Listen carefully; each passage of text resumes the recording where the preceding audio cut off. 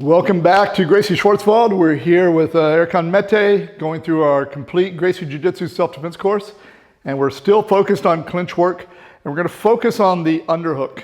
Okay, specifically the high underhook, but I want to cover the concepts.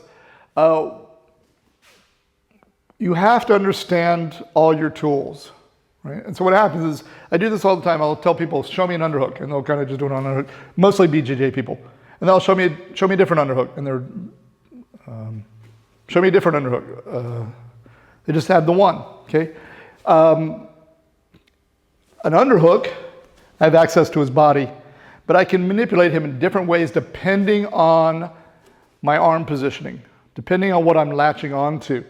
Right now we're going to start with the high underhook, but I'll kind of give you a little overview of the other ones too.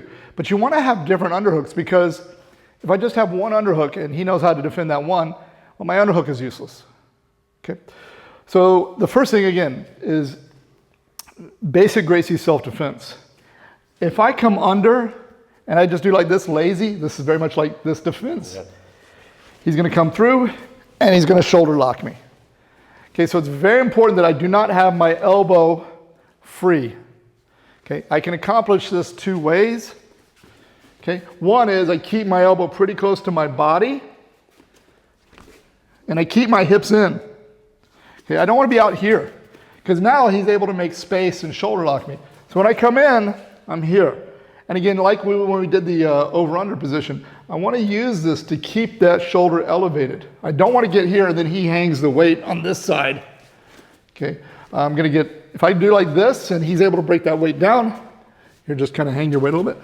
And then come over with the head, he's going to throw me this way. Okay. So when I come in, I got my hips in, my elbow is in, and I'm bringing it up tight. So it's locked behind his back. So even if he tries to do the move, even if he moves away a little bit, look, I follow him and I put that elbow behind his back. My hand over his shoulder. My arm is lifting here. Okay. Now, of course, he can maybe try to switch the headlock. That's why I'm going to monitor this arm so he can't come and lock his hands. So I'm here. We're in this position.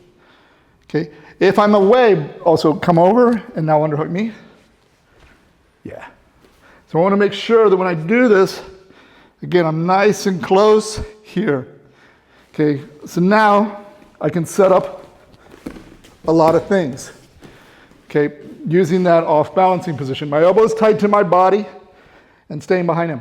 A variation I can also do sometimes, let me turn you this way, is just kind of keep my elbow up and flared out. I can roll my hand over or just keep my hand kind of loose a little bit here. So now he tries to break the posture down. Here. The difference, one reason I don't use this too much, bring your arm over, it's giving him space to go here. So I personally like to come. Now, a lot of times there maybe you go with the arm and then get the underhook on the ground. You can do that too. I really don't like to fish and try to bring my hand up because you get caught. It's just too much leverage. So I'll often lead here. Let me turn you this way. Here, and then look, my elbow goes up.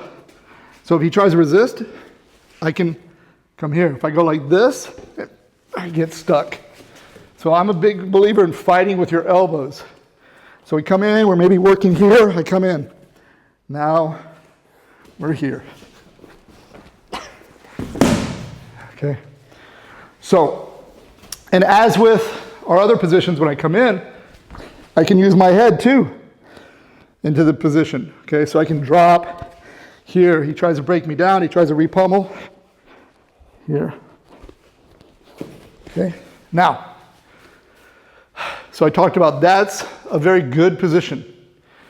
The other positions I can do, turn this way. So instead of being here, this is also an underhook. I go and I hold the hip. Okay, this is very good for different hip throws, and obviously this is the basis of our modified seatbelt position. Why would I do this? Move your hips away. Here. The problem here sometimes is he can maybe move his hips away. Even if you don't frame, you move your hips away. I got to kind of stick with you. Right? I can't limit your ability. This is also good because I can move his hip structure. Okay, so we'll use this a lot, again, for different hip throws. I'm already in from our Gracie Self-Defense, I'm already in on his waist. So I can go right to the body fold, right to leg hook positions, versus when my arm is high, I don't really have control of your hips. So we've got the 1 position, let me turn it this way, 2 position, and then 1 I like to do a lot for certain throws is I'll actually slide my hand to the middle of his back. Middle this way, middle this way. I'm a big proponent of being high or low, the 2s and 9s we talked about. It's one of the few times I kind of go in the middle. I'm gonna dig my fingers into the muscles there, okay? The reason being is I can move you this way. You see how kind of hard that is? It happens, but I'm having to move the biggest structure of your body. But if I slide here, I can really pull you. So a lot of times we're here, maybe we're fighting here, I'll slide to this, I'll dig my fingers in, look, I can pull. Now look, I can go high, I can go low. So you're gonna switch from these different positions. Okay. One last one, I'll use this only for certain things, is I get the underhook and instead of being on this shoulder, I'm actually gonna go over and clinch on this shoulder. Okay. I don't stop his hips moving away now, but move your hips away. Look, I can use this a lot to put a lot of counter pressure here.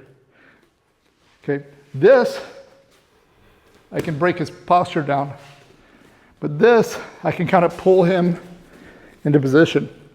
This, I lock the waist. This, I can pull him in different positions. Okay, so that is our high underhook, single underhook, and hopefully a little bit of an overview of the various underhook positions that you can use.